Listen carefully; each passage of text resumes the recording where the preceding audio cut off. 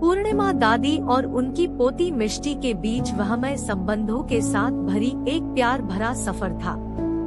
गांव के छोटे से घर में हर सुबह की धूप में मिष्टी की हंसी और पूर्णिमा दादी की मुस्कान मिलती थी।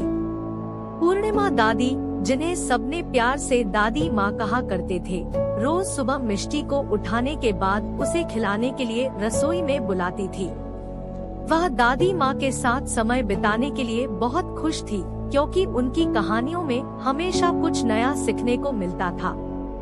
एक दिन मिष्टी ने दादी माँ से पूछा, दादी माँ, आपकी कहानियों में हमेशा कोई नई बातें कैसे होती है? पूर्णिमा दादी ने प्यार भरे नजरों से उसे देखते हुए कहा, मेरी बच्ची, क्योंकि हर दिन जीवन एक नया सफर होता है और हर कहानी एक सीख देती है।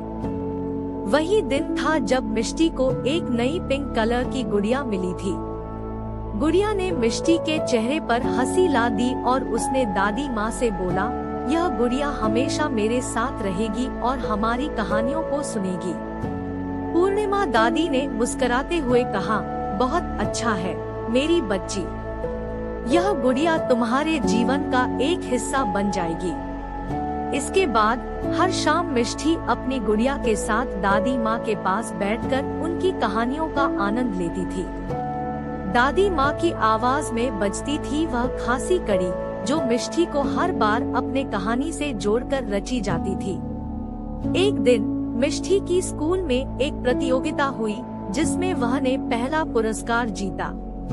वह खुशी से उच्चतम स्तर पर पहुंची और अपनी दादी माँ को बताने के लिए उत्सुक थी। जब मिष्टी घर लौटी, वह दादी माँ के पास गई और बोली, दादी माँ, मैंने पहला पुरस्कार जीता है। पूर्णिमा दादी ने खुशी से उसका मुंह छूते हुए कहा, मुबारक हो मेरी बच्ची, तुम्हारी मेहनत और उत्साह ने तुम्हें सफलता दिलाई। वह दोनों मिलकर खुशी के लम्हों को बिताने लगे। दादी माँ ने मिष्टी को अपनी बाहों में लिया और कहा, तुम्हारी उपलब्धि पर मैं बहुत गर्वित हूँ मेरी बच्ची। दिन बीतते गए और दोनों के बीच का प्यार और समर्थन और भी बढ़ता गया। मिष्टी की शिक्षा में उनका सहयोग न केवल उसकी अच्छी पढ़ाई के लिए था, बल्कि उसकी आत्मविश्वास और सोचने की क्षमता में भी सुधार हुई। एक दिन मिष्टी ने दादी माँ से पूछा, दादी माँ, आपका साथ हमेशा मेरे लिए एक आशीर्वाद है।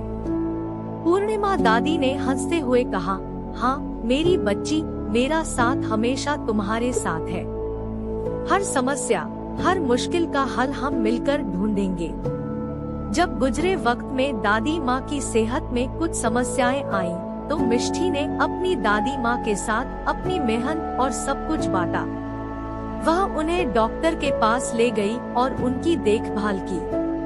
मिष्टी ने अपनी दादी माँ के साथ बिताए हर पल को अपनी यादों में सुरक्षित किया, ताकि वह हमेशा दादी माँ के साथ हो सके।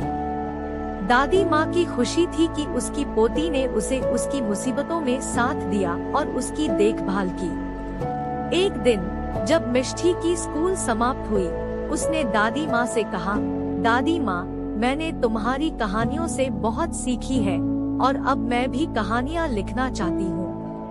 पूर्णिमा दादी ने प्यार भरे नजरों से उसे देखा और कहा, मेरी बच्ची, तुम्हारी रचनाएं हमेशा मेरे लिए खास होंगी। मैं जानती हूँ कि तुम्हारी कहानियाँ सभी को प्रेरित करेंगी। इस प्यार भरे सफर में मिष्टी ने अपनी दादी माँ के साथ बिताए हर पल को मौन तुलना की तरह बनाया।